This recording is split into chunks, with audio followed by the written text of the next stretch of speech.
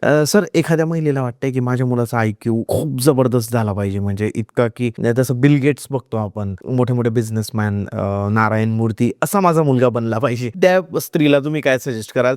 काय वेगळं केलं जाईल? जे आपण म्हणतो ना EQ, IQ, AQ, CQ हे क्वेश्चन्स म्हणजे काय? तर मुळात त्या बाळाची ग्रहण क्षमता आहे. ग्रहण क्षमता कशावरती डिपेंड राहते? तर त्याच्या ग्रहण करण्याच्या कपॅसिटीवरती. आता मुळात हे बाळ ग्रहण कुठून करत असतं? तर त्याच्या 5 सेन्सरी ऑर्गन्स मधून. मी तुम्हाला प्रश्न विचारतो की तुम्ही ज्या दिवशी जन्माला आलात त्या दिवशी तुम्हाला हे 5 ज्ञानेंद्रिय नाहीये, डोळे नाहीये, कान नाहीये, स्पर्श ज्ञान नाहीये, चवीचं ज्ञान नाहीये, गंध ज्ञान नाहीये. तर आज तुम्हाला माहिती असणारं तुमचं नाव, जात, धर्म किंवा ज्या विषयाचं नॉलेज आहे त्यापैकी किती ज्ञान अवेलेबल असतं तुम्हाला? काहीच नसतं सर, म्हणजे झिरो ऑब्व्हियसली काहीच नाही. मग याचा अर्थ काय की जन्माला आला त्या दिवशी तुम्हाला हे काही माहिती होतं का? तर नाही. नाही, जन्माला येताना तुम्ही दान घेऊन आलात का? तर नाही. नाही. कोणत्याही गोष्टींना तुम्हाला नाव माहिती होतं ना, गाव माहिती होतं ना, जात माहिती होती ना, धर्म माहिती होतं. जसं मी पुन्हा मोबाईलचं उदाहरण घेतो की आपण दुकानात गेलो, नवा कोरा ब्रँड न्यू मोबाईल आणला, त्यात कोणते नंबर आहेत का? त्यात कोणता डेटा आहे का? तर नाहीये. तुमच्या रिलेटेड त्याच्यामध्ये काय आहे का? तुमचा फोटो आहे का त्याच्यात? नाहीये, काहीच नाहीये. त्याच्यामध्ये काय तर ब्लँक मेमरीज आहेत, बरोबर? त्याच्यामध्ये ब्लँक मेमरीज आहेत, त्याच्यामध्ये OS ऑपरेटिंग सिस्टीम आहे. तुम्ही त्याच्यामध्ये आता फीड करणार आहात. कसं तर टचच्या माध्यमातून, व्हॉइसच्या माध्यमातून, बरोबर? सो हे त्याचे इनपुट डिव्हाइसेस झाले. तिथून त्या मोबाईलमध्ये तुम्ही डेटा टाकणार आहात. तसं जेव्हा